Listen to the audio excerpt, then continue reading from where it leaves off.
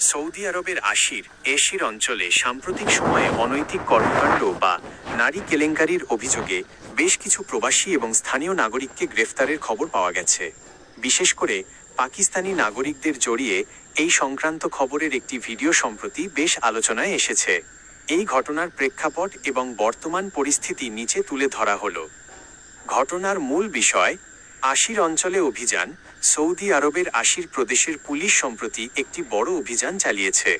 সেখানে অনৈতিক বা অসামাজিক কাজে লিপ্ত থাকার অভিযোগে বেশ কয়েকজন প্রবাসীকে গ্রেফতার করা হয়।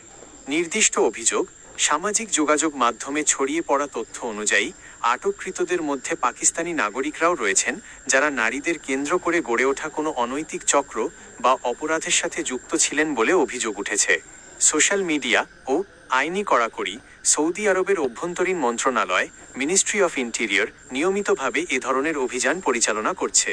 যারা অবৈধভাবে বসবাস করছে বা সামাজিক মূল্যবোধ পরিপন্থী কাজের সাথে যুক্ত, তাদের বিরুদ্ধে জিরো টলারেন্স নীতি গ্রহণ করা হয়েছে। কেন এটি বড় ইস্যু হয়ে দাঁড়িয়েছে? 1. আইনি শাস্তি। সৌদিতে এ ধরনের অপরাধের জন্য জেল, বড় অঙ্কের জরিমানা এবং স্থায়ীভাবে দেশান্তরের ডিপোর্টেশন বিধান রয়েছে। 2. দেশের ভাবমূর্তি। বড় সংখ্যায় কোনো নির্দিষ্ট দেশের নাগরিকরা এ ধরনের ঘটনায় জড়ালে সেই দেশের বাকি প্রবাসীদের জন্য কাজের পরিবেশ বা ভিসা পাওয়া কঠিন হয়ে পড়ে। 3. প্রবাসীদের সতর্কতা।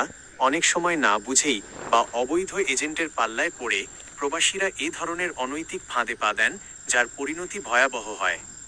করণীয় ও সতর্কতা। সামাজিক যোগাযোগ মাধ্যমে সতর্কতা। অনেক সময় অনলাইনে বিভিন্ন প্রলোভন দেখিয়ে প্রবাসীদের ফাঁদে ফেলা হয়। অজানা কারো সাথে যোগাযোগ বা কোনো বাড়িতে আমন্ত্রণে যাওয়ার ক্ষেত্রে অত্যন্ত সতর্ক থাকতে হবে। আইন মেনে চলা। সৌদি আরবের সামাজিক ও ধর্মীয় আইন অত্যন্ত কড়া। যে কোনো অনৈতিক জমায়েত বা কাজ থেকে দূরে থাকা নিজের এবং দেশের সম্মানের জন্য জরুরি।